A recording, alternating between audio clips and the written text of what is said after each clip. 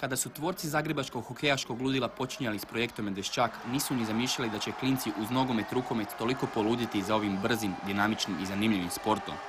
Sve je više djece po zagrebačkim osnovnim školama koja nose majice s glavom medvjeda na prsima. Pogledom po tribinama Doma sportova vidjet ćemo iznenađujuće veliki broj navijača mlađih od 15 godina. Posjetili smo mlađe kadete Medveščaka kako bi iz prve ruke saznali koliko je porastao interes za bavljenje hokejom u Zagrebu.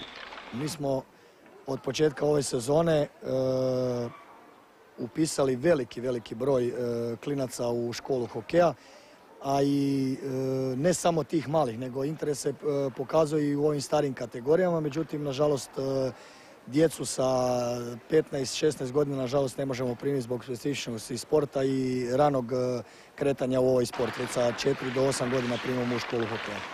Djeca prolaze kroz prvenstveno opće odjeljenje, odnosno početnici, gdje se uči prvenstveno klizanje.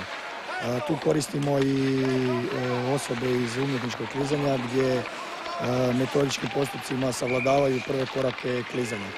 Nakon dobro savladanog klizanja prelazi se u malu školu, nakon toga u veliku, gdje se nadopunjavaju programi sa određenim elementima iz hokeja na ledu. Znači, poslije klizanja kreće vođenje paka, dodavanje, da bi u starim kategorijama krenuli na nešto kompleksnije vježbe i sisteme i sve ostalo što slijedi. Do 2009. kada ste djeci postavljali pitanja o njihovim sportskim idolima, najčešće ste dobivali odgovore Ivano Balić, Igor Vori, Cristiano Ronaldo, Luka Modrić. Od 2009. njima su se priključili Majkule. Imam Fox, mi najdraži, Letank. Sidney Crosby.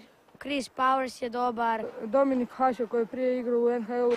Prave učinke i rezultate Medveščakovih mlađih dobnih kategorija dobit ćemo za 10-ak godina, kada će mnogi od ovih klinaca igrati za seniorsku momčad. Imam 12 godina i počela sam se baviti hokejom s 5 godina. Jesi li ti jedina cura ovdje u kategoriji? Da, jesam. Kako to da treniraš s dečkima? Brat mi je krenuo na hokej i meni se svidjelo i onda sam ja odlučila trenirati.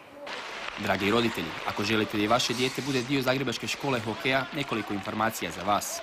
Ja ovim putem i pozivam sve zainteresirane da se jave na broj telefona 091 508 1813. To je moj broj koji sam voditelj iz škole hokeja u Medveščaku, ili gospodina Crnkovića na 091 6677 978 ili putem naše web stranice www.medveščak.com.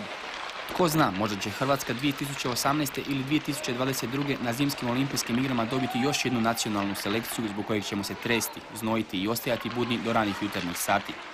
Zašto ne? Ipak smo mi svestrana sportska nacija.